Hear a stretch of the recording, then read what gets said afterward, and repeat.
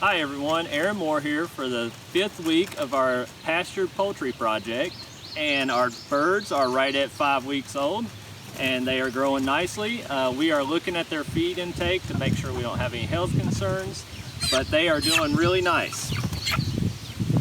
So this week what we want to talk about is site selection for your house.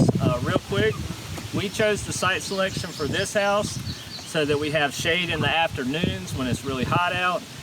You can see the shade starting to creep in now on the house and give the birds some relief from the heat.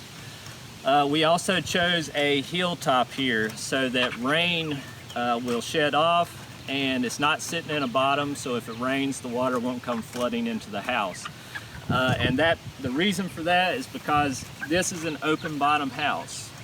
So for North Carolina, with open bottom poultry houses, this would be a seasonal structure. So you wouldn't want to use this in the winter time when we're getting a lot of rain and the birds could get chilled and have some health effects. So for this week, that's really all we have. So we'll come back for week 6 and please join us and see what's going on in the poultry house and what's going on with the pasture production.